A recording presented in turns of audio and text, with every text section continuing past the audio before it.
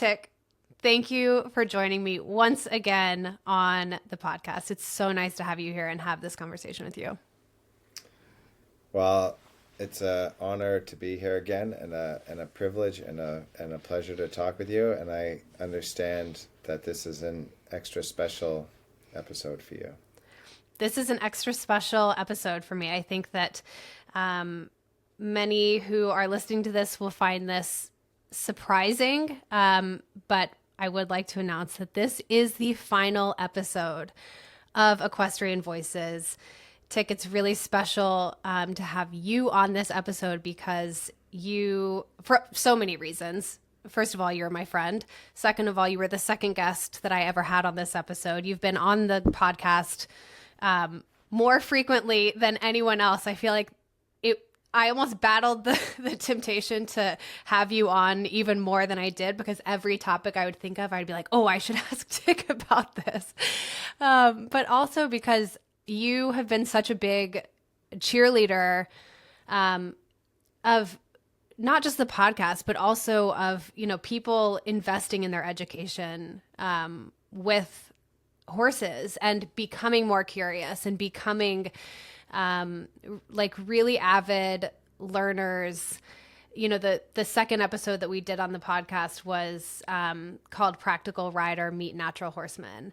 And, and that was 3 years ago. And I think about the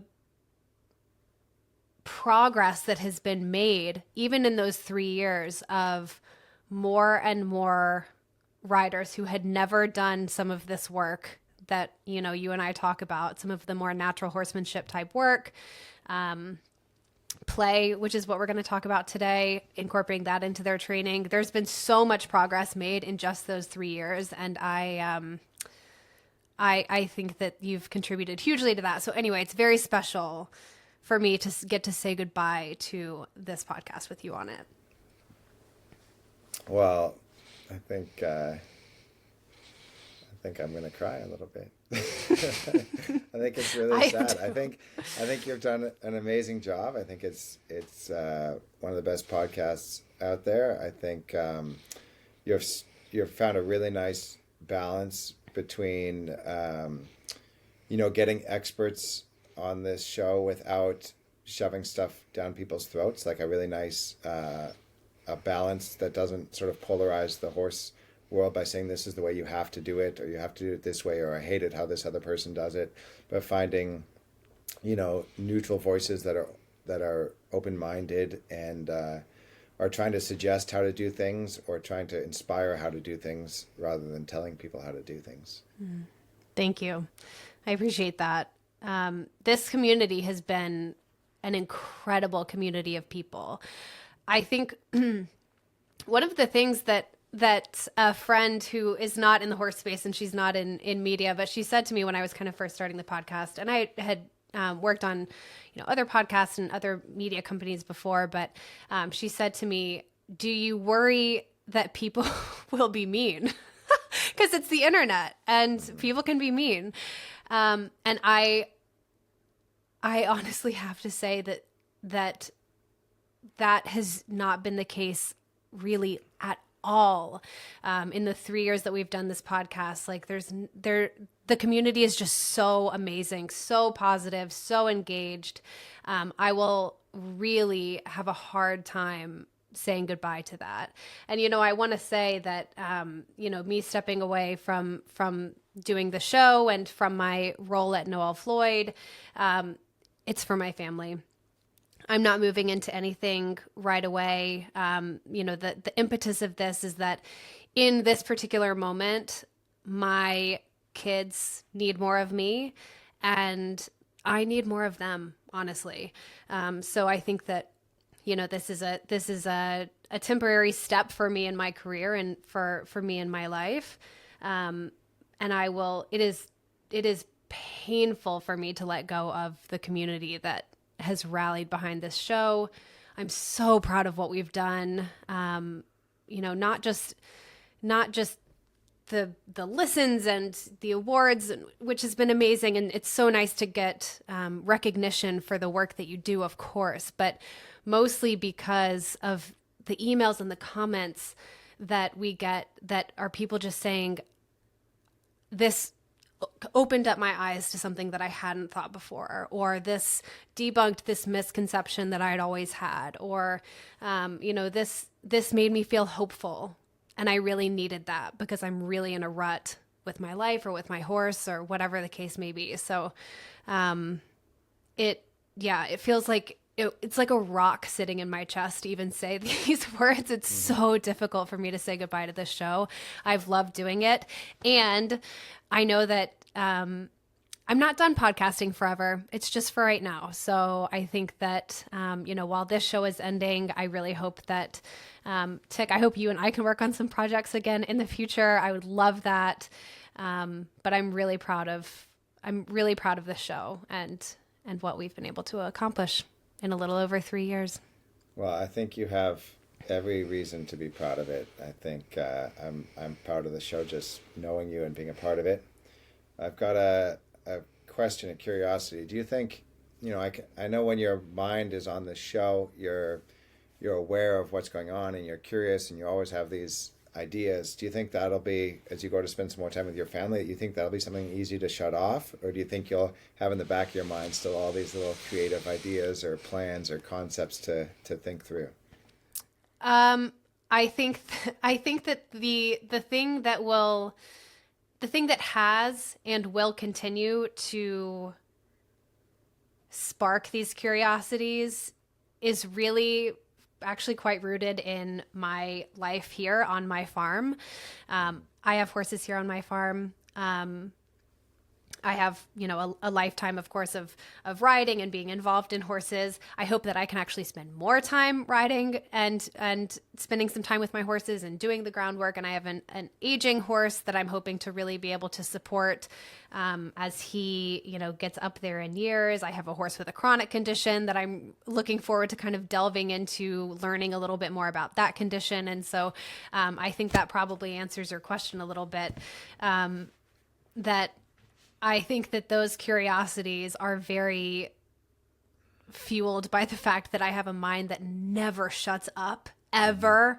So I don't think that that's going to be going away at all. I also have like other passions that I'm really interested in pursuing a little bit. I've started running. I do a lot of gun safety advocacy work, and I'm looking forward to investing some time and energy into those curiosities as well. But the horse stuff is never going away. I live it. I walk out in the morning and go feed horses. So that will definitely continue on. And all my friends are horse people, so I can't shut it out even if I wanted to. A couple books for your passions, if you haven't read them. Born to Run. It's a fantastic book. I've talked to a lot of people, even if they aren't runners, they appreciate that book.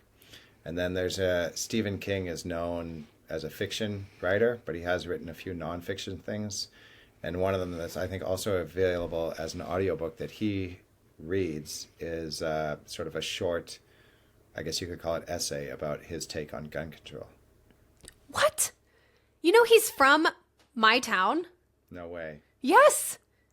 Yes, he is born, like I could run to his childhood home. It is right over the town line. That's so amazing. That's so awesome. Check out those two things. And the other thing that he's written that's nonfiction is he wrote a book about how to write. And it's one of the best books on writing that's ever been written. You're an excellent writer. So I trust that. You've recommended Born to Run to me before, but I wasn't running at the time. So I was like, I'll get to it at some point, but now I'm going to read it. It'll inspire you to keep going. Cool. All right. Okay. Enough of that. Enough of the housekeeping. Let's get to today's topic, which is a really fun one. And I'm excited to leave this podcast on a fun, uplifting, inspiring, and a little bit outside of the box, maybe a little bit unexpected topic. And that is play and incorporating play into your horse's training. This is, I was sharing with you before we started recording, you've shot some videos for Equestrian Masterclass on this topic. And I think that they're some of my favorite ones that you've done because there's a lot of watching kind of the mental transformation in the horses that you're working with in the videos unfold.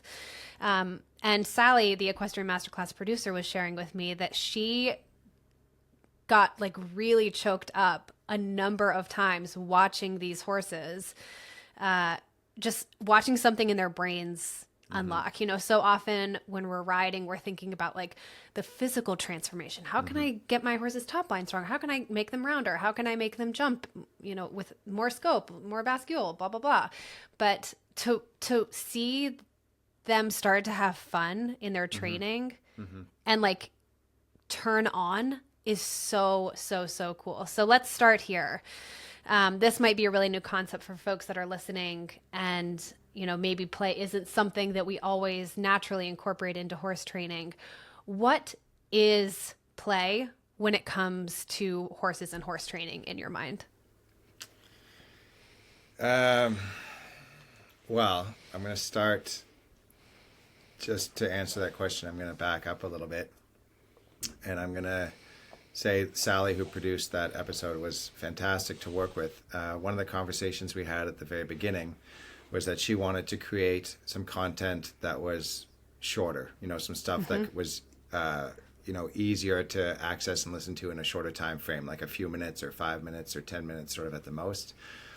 And my initial reaction or my pushback to that was, you can only make horse training so social media friendly. Like, you can only, you know, bite-sized, learn so much in a bite-sized piece, a 10-second click or a TikTok or an Instagram. Like, you know, it's easy and it's fun to watch, but I don't think there's many horse trainers, if any, out there that have gotten good just by, you know, watching little clips. Like, you're spending hours, you know, taking something in or watching a horse or realizing something.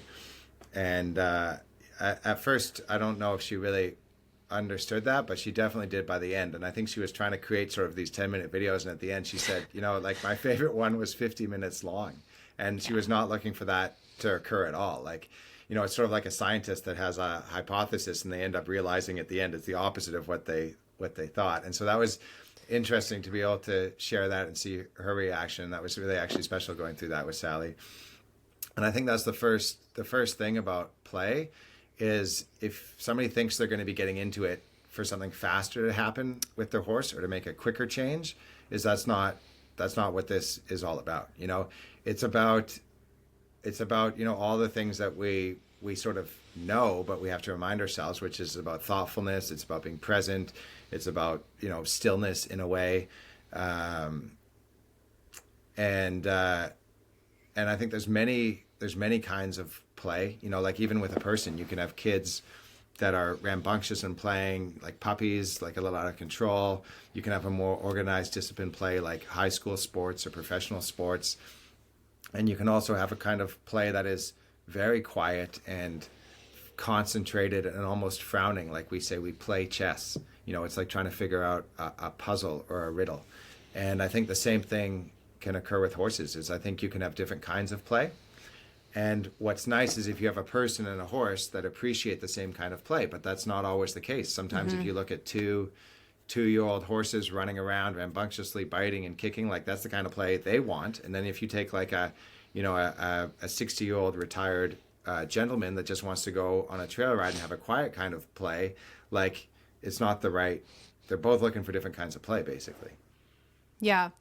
So when we're thinking about play, I think it's helpful for us to understand, like, yes, we have our definition of play, and it might differ from other human beings, but also like when we're looking at another species, we have to think about like what is curiosity and what is play in horses. And I think it's really useful for us to be able to think about like visually, we have seen this before. You might not have been able to name it. But if we were to walk out into a field full of horses right now, maybe they're like younger, maybe they're like 3-year-olds, just because they have a little bit more energy and they might express a little bit more of that.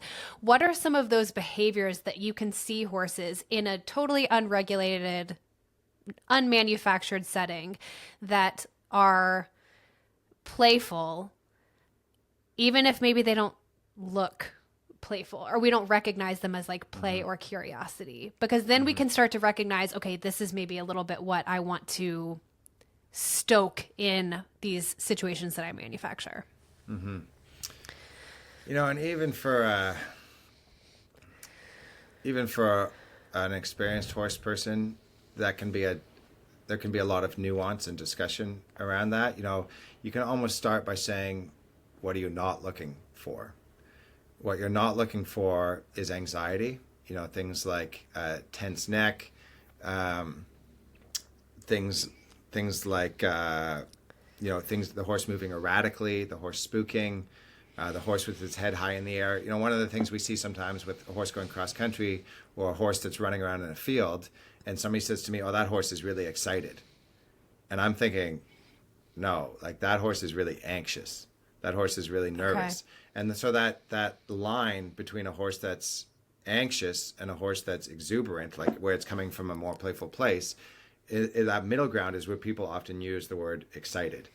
And I think when a horse is like excited in quotation marks, really got to look at that nuance of, is that horse excited because they're anxious, or is that horse excited because they're playful and exuberant? And I think too often we label a horse that's anxious as excited, to not be honest about, like, that horse is actually running around in the field because they're anxious. They're separated from their friend, or they're just been let loose in a new field and they're not sure about their surroundings, or the horses in the next field are running around, and so they're like kind of on high alert for danger and they're running around. But also to recognize that, of course, some horses can run around in a more exuberant, thoughtful, playful way, especially young horses. And that's not always an easy thing to see, is that difference. So are you saying that, to summarize that, is it fair to say that anxiety and tension is somewhat of like an antithesis of play for horses? Yeah. And then here's a question that I don't know the answer to, and maybe somebody out there does, is when we think about a person, you know, in horse sports, let's say we're talking about a person that is about to do a 5-star cross country, or whatever that 5-star is for you, and they're on a lot of adrenaline and they're running around, and they're you know, a person that bungee jumps, or a person that is doing a high adrenaline sport, like that is something they're choosing to do, and that's a play. Is a horse that is like dancing in the start box of cross country and gets their adrenaline up that much, is that something that a horse might enjoy, the way that a person sort of enjoys having that thrill or watching a horror movie? Is that something that a horse might enjoy, or is that really a kind of tension that we don't want our horses to have? And I honestly don't know the answer to that. I used to think it wasn't, and now I see some horses where their adrenaline does come up that much, and you know, it brings out their athleticism and their confidence at those jumps, and they finish in a relaxed, what some people might call almost a pleased or proud or confident way of finishing that cross-country course. But I honestly don't know. Yeah, because like for us, you know, if you're sitting on top of a bridge and you're like, oh, I'm, you know, going to bungee jump off of this, which sounds terrible to me. I guess like it's also a little bit up for debate whether or not that particular moment is the fun one. Is it fun right before you do the jump, or is it fun afterwards because you also have like the pride that you did it? I mean, I don't do this, so I don't really know.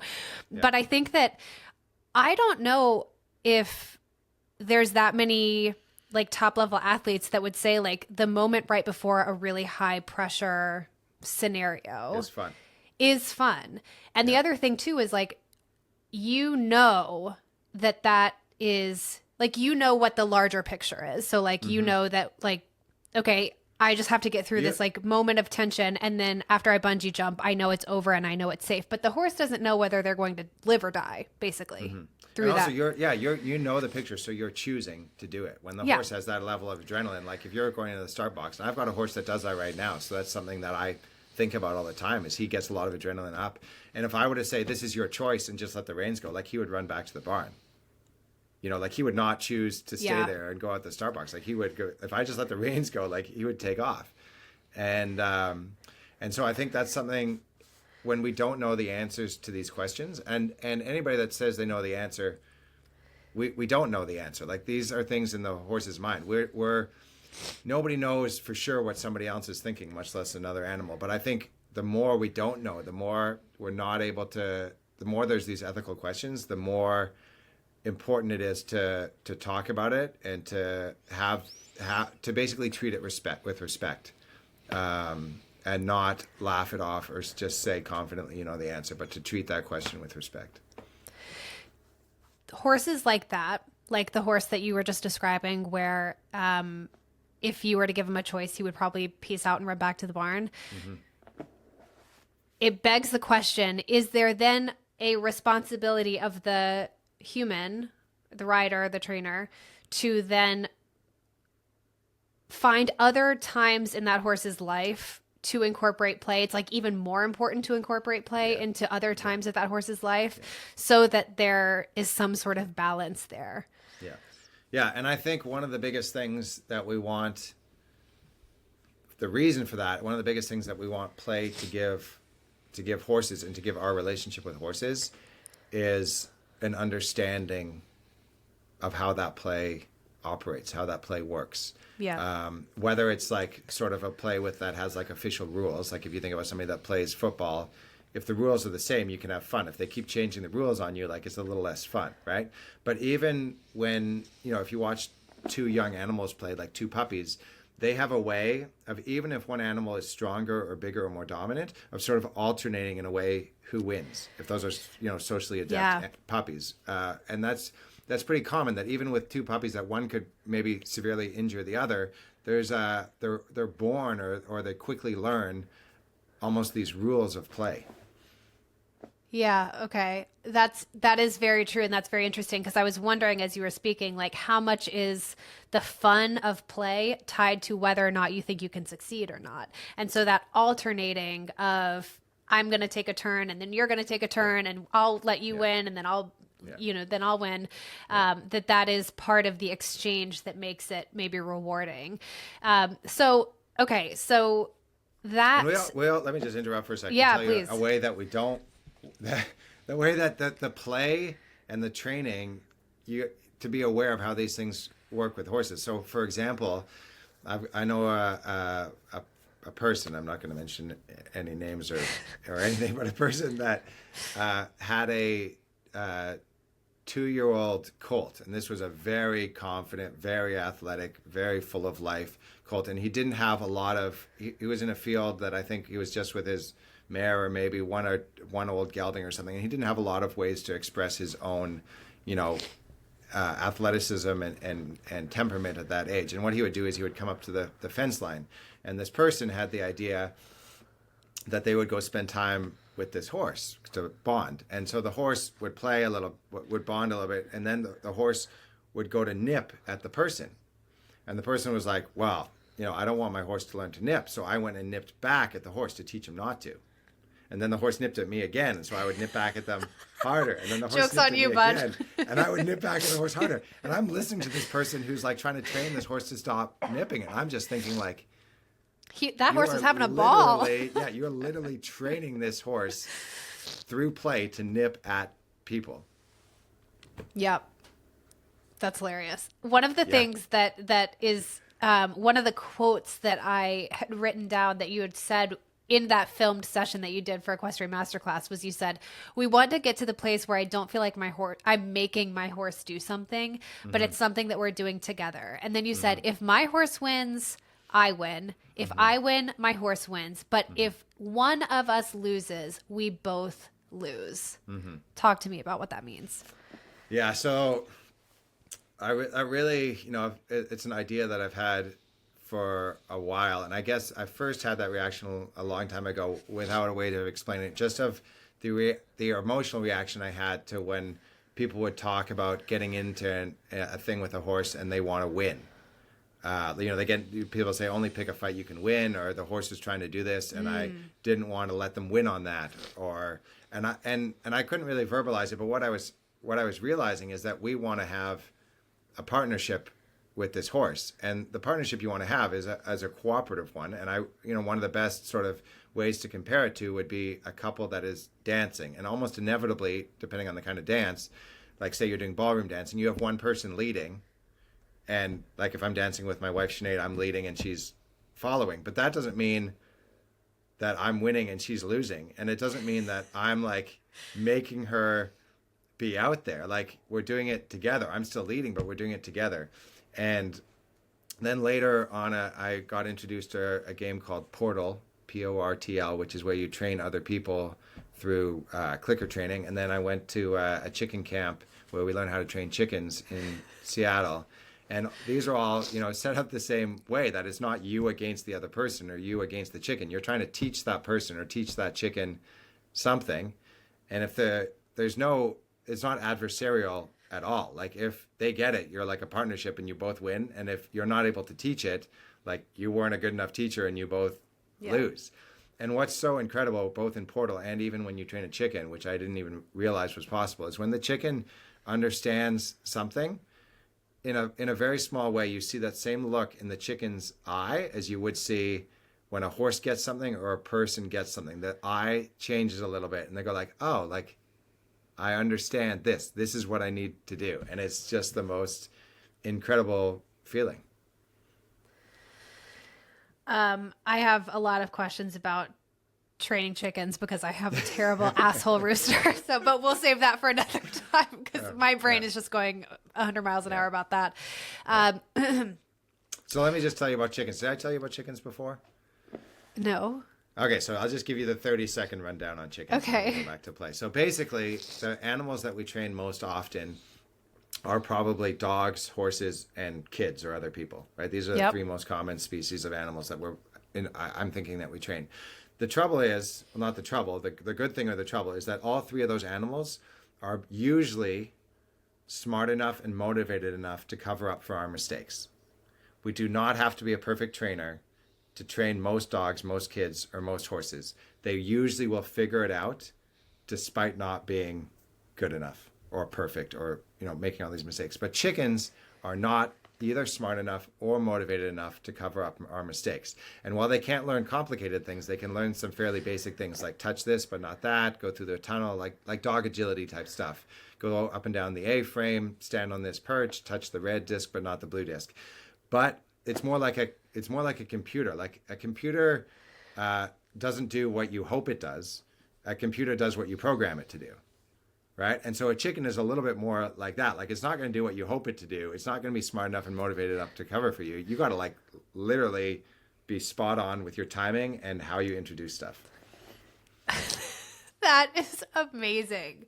That is amazing. But also, I just want to take 1 second to talk about the fact that you are grinning ear to ear talking about training a chicken, and you were and their eye changes a little. You've just talked about the soul of a chicken on this podcast, so I just want to which I love. I have chickens. I believe it, but I think that that's really interesting. There's a bridging ability that does not exist in all animals, and it's partially what makes it really possible for horses to be very trainable. Mm-hmm. I would say some humans are more like chickens and some humans are more probably like horses. So one of the things that I think we have to think about is, okay, we're talking about incorporating play into training my horse, but what does that look like in terms of when you do this, Tik, with your own horses, when you are, in small ways setting up scenarios where there's a bit of play with your horse, or you're just trying to kind of stoke your horse's curiosity. Do you think about things as okay, today I'm going to do a play session with my horse, or today I'm, going to do target training or whatever the case may be, or do you just try to incorporate small amounts of play into the daily lives of your horses? Yeah, I think both those things. I think there's a way to do both. Okay. Yeah, I think if I'm in the mood where I want to not drill something or go out and ride, or if I've got a horse that I feel like has been struggled with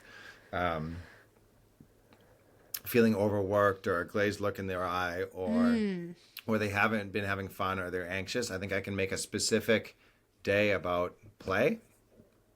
And most of the time, how we talked about a horse with a lot of adrenaline, Most of the time in that play, I'm looking for things a lot quieter. I'd say over 90% of the time, I'm looking for things where I'm looking for that bright look in the eye, the curiosity in the eye, the softness in the eye. And usually I'm trying to do things slower at the walk or trot. Usually the play that I'm doing with horses is not full of adrenaline and cantering.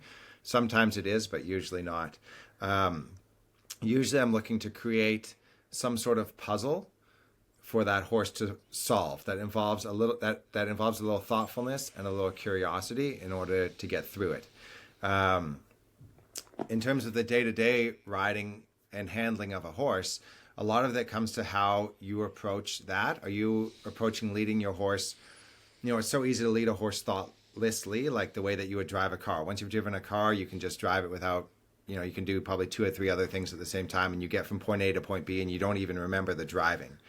And you can see the same thing with a horse. Somebody can lead a horse 10 minutes through a showgrounds, and if you were to watch them, they might not once think about their horse or their horse think about them. They're just dragging that horse along like the kite on an end of a string, and then they get there.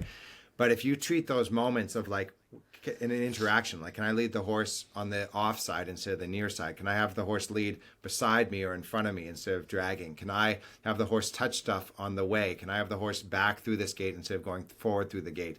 Can I see if I could halt the horse where they've got 2 feet, on the lower maybe step and 2 feet on the upper step before I continue on? There's all these little moments where you can involve a thoughtfulness, and that's what I'm mainly looking for in the day-to-day stuff. When you watch people that are really talented riders and have a real strong feel for the horse, is they're picking how long those sessions are and those moments to quit, and they're not having those horses feel like they're being drilled. And I think one of the best ways to understand play for me is that it's what it's not. And it's not drilling. It's not working. It's not giving that horse the feeling of overdoing something like it's a chore. You're doing all these things in a progression and in a time frame and in a timeline and with the right amount of breaks that the horse doesn't feel like it's being worked. The horse doesn't feel like they're in a competition. When you are setting up a scenario for your horse to, we'll say some sort of puzzle or target training or something like that. One of the examples that you guys filmed was like standing up on a why is the word blanking out of my brain right now? A pedestal. Thank you. Yeah. Do you approach those sessions with like a different energy in yourself? Like I think of when I get on the ground to like play with my toddlers, and like there's a certain level of exuberance I would say that I have when we're playing some games, but like also like doing a puzzle is play, and I'm not like, let's do a puzzle, this is gonna be like, I'm like, okay, let's sit down and like let's think through this together. But I think that when I think of play, I think of like there's an exuberance to it, and I'm just wondering if you change the tone or the energy of how you're communicating with your horse when you're doing sort of play exercises versus not play exercises. Yeah, I guess that's a good question. I guess the first thing, to come back to what we talked about at the beginning, is to recognize that how you play isn't how everybody plays. Like you might not get excited to do a Sudoku puzzle, but somebody else like might be really looking forward their whole day to doing a Sudoku puzzle at lunch. Or right. Somebody might, not want to, like for you, maybe going to play like tackle football sounds horrible. And for somebody else, they're just like getting pumped up all morning about it. So to recognize that there can be many levels of thoughtfulness and adrenaline and different styles of play for different horses, I think is important. I think the best frame of mind for me is when I can go out to ride that horse or go out to ride in the round pen to work with a horse or play with a horse or have a conversation with a horse, is to simply be like present for it and I guess excited about it. Like, it's very easy as a professional with somebody that does a lot of horses, or for any professionals that are out there that are doing, some people will ride 16 horses in a day, is to just feel like you're just checking the box or just trying to get through it, and in some cases even dreading it. just trying to get through that day. And whether that's for, reasons like competition reasons, you got a lot, or financial reasons, like that's not a fun way for me to approach horses. And it's something that I've had to do in the past for probably financial reasons, but it sure doesn't feel good. And what I really try to do is give myself that chance before I go to a horse in the morning to get in that frame of mind where it's something that I'm looking forward to. And I guess the horses that I enjoy playing with the most are the ones that have a similar way of playing that I do. But I think it's something that I've worked on and I'm getting better at, which is also working and playing with horses that don't have a similar way of playing that I do. Like basically, I like playing more with horses that are more exuberant and more like a pony, and like horses that are sometimes too much, for other people. Yeah. And the horses that I have to remind myself to are horses that are more slower, and horses that are introverted, and horses that are quieter. And then I really have to it's like when I play with my 1-year-old versus my 5-year-old, like I got to remind myself, like I got to go at their pace, and it's a little bit of a challenge for me, but I got to really slow it down a bit. Yeah. Yeah. Cool. One of the things that you talk about is how play can actually be used as a strategy in training to break down concepts that are really tough for either the human or the horse. Can you talk about like what some of those scenarios might be, like how you've used that in the past? So I guess the biggest thing from the person's standpoint is to approach any kind of trouble or frustration, or you can't get something done, and really change your mind so you think of it as a riddle. You think of it as like, how can I problem solve my way through this? And there's an example of that TV show House with the doctor, where they come in and there's something that no other doctor can figure out, and he spends the whole episode trying to figure it out. And I think that's the attitude. As soon as you get into trouble, as soon as I get into trouble, I try to like stop and take a step back and go like, okay, like why is this happening? How can I fix this? Who can I call for help? What book can I read? And I try to make my mind go in that direction. And then from a horse's point of view, I think the biggest way that we make something that might have been challenging more fun for them is we break it down into smaller steps. And everything, I really believe everything that we're doing with horses, if you have enough experience and if you're creative enough, you can break something down into a smaller step. It's not always easy, and I'm not saying that very often I'll struggle with that myself, and I have to try to figure it out. It can take. You'll struggle with it. You'll struggle to figure out what the smaller step is. Yeah, what is the smaller step? Like let's say you can get your horse's 2 front feet on the trailer, but you can't get their back 2 feet on the trailer. And in your mind, you're thinking, okay, the next step is to have all 4 feet on the trailer. What's a step I could do in between? Or let's say let's say I've got a good canter. And this is something that I'm working on right now with a horse. I've got a good canter. The horse can do a change over a cavaletti, a flying change over a cavaletti, but I can't do a flying change without a cavaletti. And I've got a good canter. I can counter canter. It feels balanced. I've got good walk trot canter transitions. Like, what's that next step? Like, what does it look like? Right? But anything. Like, let's say there's so many things that I just hear all the time. Somebody's got a horse and they let it go in the field. And as soon as they let go, the horse turns its head away and kicks out and runs away from them. And so it's like they can lead the horse out, but when they let it go, it does that. So what's the step in between? Like, how do they fix that? And a lot of those, like once you start getting interested and you sort of start problem solving, you see a lot of those problems over and over again. So you start to immediately know what's the step in between.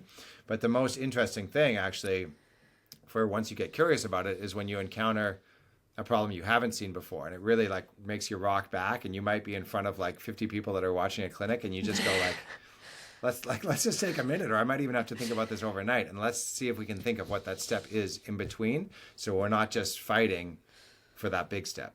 Yeah, that trailer loading one is a really, really common one that I've definitely experienced myself. I'm curious, like, I know that you also have a whole trailering masterclass and everything like that, but trailering and like the groundwork stuff, that seems,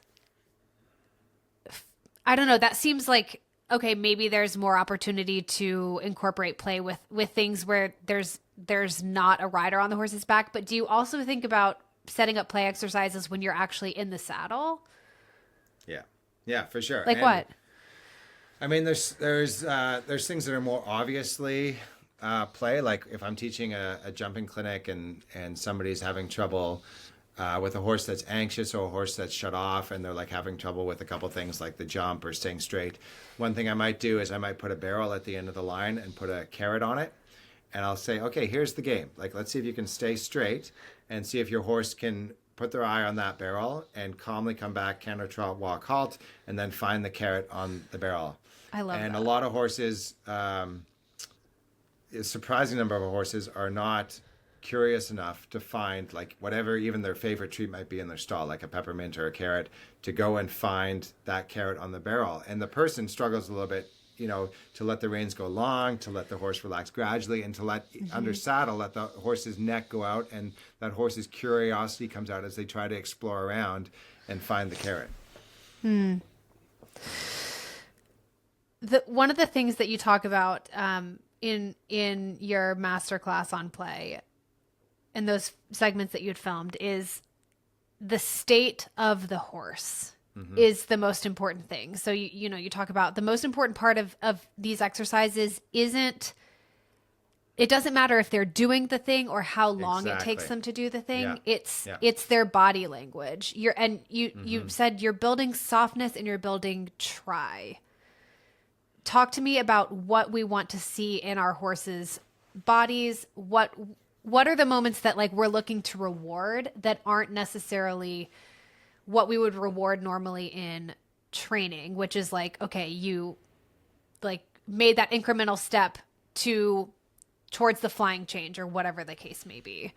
Yeah. And I think building that try might be one of the most important, if not the most important thing that I'm trying to do.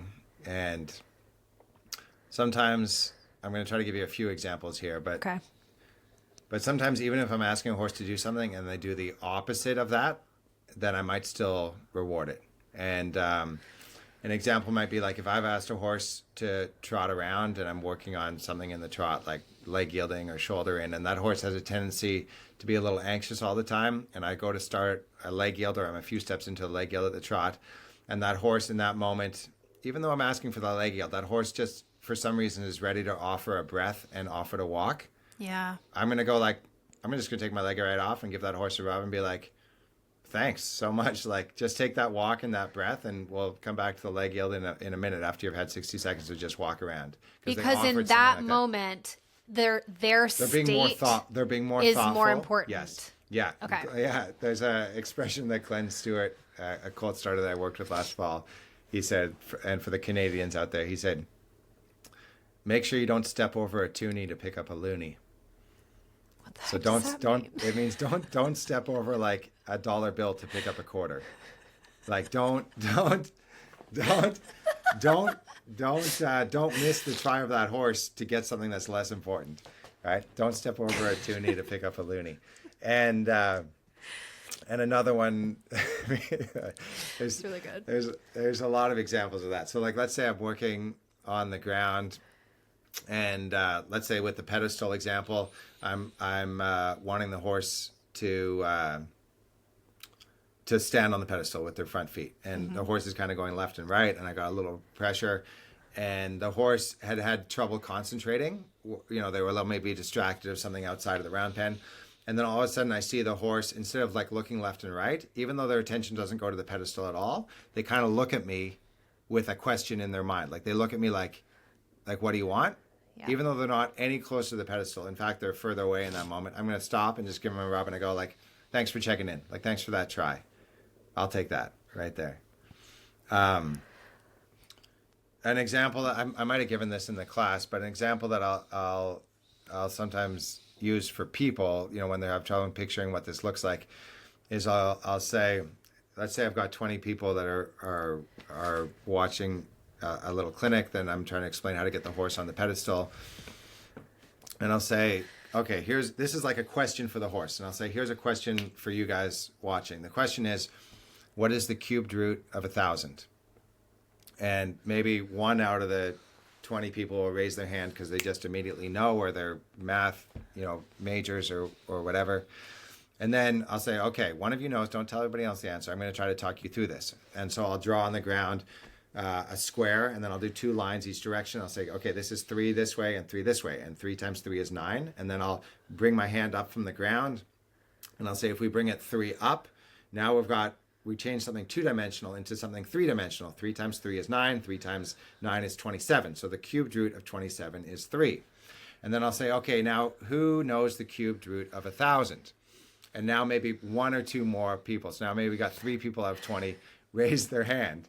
And I'll say, well, this is the same with horses. You have people that immediately know the answer, or a horse that immediately knows how to jump or do half pass or pirouette or shoulder in. So you have the horses that already know the answer. You have another few percent of people that try to figure it out with me as I go along.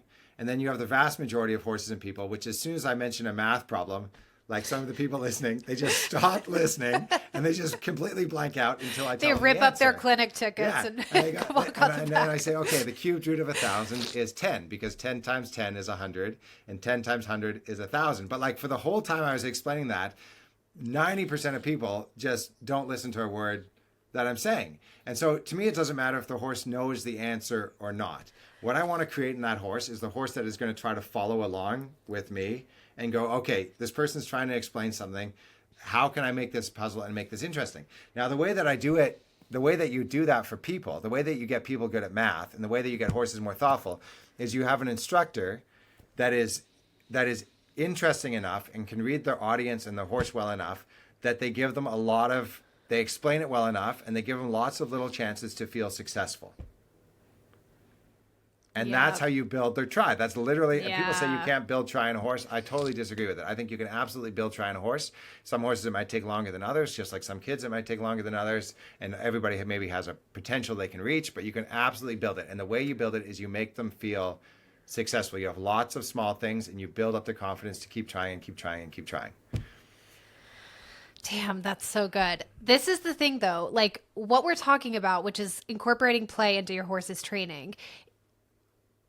And now that I'm about to say this out loud, I realize that you've literally said these words before, is that incorporating play is actually just a mindset. Like it's not about, not about like a specific exercise that you do. I mean, there are exercises, I think, for somebody like me who I'm like, I want to know in the parameters in which I can do this to be successful. Mm-hmm. Like I might want to do like a 10-minute kind of like play exercise with my horse because that feels like something that I can understand as I'm kind of gaining confidence in this mindset. But really it is just the idea that you're going to take things that are maybe goals or they're maybe concepts that are bigger and broader, and you're going to break them down into small bits that can feel successful. And that gets back to the point that we were talking about at the very beginning, which is like, think about the 2 puppies playing. There is a chance for both of them to be successful in small ways. And that's why that exchange is interesting. And that's why that exchange is fun. And I think that that's a really beautiful reminder, because I know that there are going to be people who listen to this podcast, or maybe they didn't listen to this podcast because they saw the word play and were like, well, I'm a serious rider. Yeah. And I don't do that stuff, because they think that it's like a certain, I don't know, a certain training philosophy or training approach, or it's all positive reinforcement or something that they feel like that has nothing to do with them because they have the psyche of like a serious athlete. Mm-hmm. But what we're talking about is the type of coaching that has made every elite athlete successful. Yes. You're talking about the teachers that make kids interested in math or history. You're talking about the coaches that get kids inspired to try a sport they haven't tried before. You're talking about the kindergarten teachers that are able to, even when they're just playing with the kids, have the kids learn something new. Like you're talking about all those things. Yeah. Oh, so good. So good. Okay. Tik, in closing, we do 3 little things at the end of the episode. What are 3 little things that anyone who's listening, can do to incorporate a play mindset into their relationship with their horse if they're not sure how to begin? Even like tiny little microscopic things. You hinted Okay. to some of Yeah. these earlier in the episode, but maybe Yeah. just expound. I think the number one thing, and this is something that people tend to get interested in or not, is get good at observing your horse. Yeah. And that is a fun thing to do for me. And once you start doing it, it becomes addictive. And you start to think, is that a horse that's anxious? Is that a horse that's tense? Is that a horse that's relaxed? Is that a horse that's thoughtful? Is that a horse that's playing? And if you're new to horses, like if you're a kid person or a dog person and you're new to horses, you try to hang out with people that are good at reading horses and you watch the reactions. And if you get good at reading horses, you almost start to be able to predict the future. You see two horses coming towards each other and you're watching them and you're reading them and you're going, okay, in the next second, now they're going to take a step closer and touch noses. Or you're thinking, okay, now that one's getting a little bit closer to that other one's bubble and it's going to turn around. And or you watch a horse with a person who's trying to trail a load and you go, that horse is really getting it. I bet you in about 30 seconds that horse is going to step on the trailer. Or you're watching and you go, well, in about 30 seconds that horse is going to pull that rope out of that person's hands and run back to the barn. Because you're watching whether their thoughtfulness is going the right direction or whether their tension is going in the wrong direction. So that's the first thing. The second thing I would do is always challenge yourself when you're doing something with a horse to think, even if you don't need to, but just to think about it. Whatever I'm doing here, could I make this, like this idea of making something easier or difficult or having the smaller stepping stones, could I take this thing I'm doing now and could I find a way to make it easier? And could I take this thing now and try to find a way to make it 1% harder? Anything that you find yourself doing thoughtlessly with a horse, grooming, tacking, catching, bridling, leading, trail loading, if you find you're doing that thoughtlessly or your horse is doing it thoughtlessly, try to find a way to challenge yourself 1% more. If you find like you or your horse is getting frustrated or anxious or scared or nervous, try to find a way to make that 1% easier. And the last thing I would say is when your horse is learning something new, I'd say probably 80% of the time, so there's definitely exceptions to this, but I'd say probably 80% of the time, you're better off teaching that thing slower. If your horse has trouble trailer loading, work on one step at a time. If your horse has trouble lunging at the canter, work on that horse circling at the walk. If your horse has trouble leg yielding at the trot, work on leg yielding at the walk. If you're jumping and your horse falls in on the turn, come back to the trot or the walk, leg yield out on the turn. Almost everything you teach, again, there's exceptions to this, but I'd say 80% of the time, it's gonna be easier for the horse to learn and safer for you if you do it slower. So good. Tik, thank you so much. I believe that I'm going to double check this, but I believe that this filmed course that we keep referencing, because I know that people at the end of this are going to be like, where is that? Where you do walk people through some specific exercises. You actually get to see all of this kind of in action and in practice. That is going to be coming out mid-April. So everyone can go to equestrianmasterclass.com to look for that. And Tik, I don't even know how to say thank you, as much as I just feel so freaking grateful for who you are and everything that you do and everything you bring to the community and everything you've also brought to my life. You have just opened my eyes to like taking a lot less ego and so much less that my horse does personally, and just viewing it as behavior that I can be curious about. And that it's also even maybe my responsibility to be curious about that. And I also feel like that's informed like my parenting approach, which, you and I would talk about this stuff before I even had my first child. And that's informed so much of my parenting. So you've changed my life. I'm so honored to have you on the final episode of the podcast, and so grateful for you and everything you do for this community. I just can't say it enough. So thank you. Well, thank you, and it's been a very special privilege to be on the show and to also count you as a close friend. And I think I speak for a lot of people when I say we wish you the best in having a step back from the show and having some family time, but also I'm very excited to see what the future is going to bring for you. And I think there's just so many options, not just in the podcast world, but in so many worlds to do with the horse world and beyond that I'm just excited to see what you're going to do in the next few years when you come out of retirement. Retirement. I wish it was retirement. Thank you, Tik.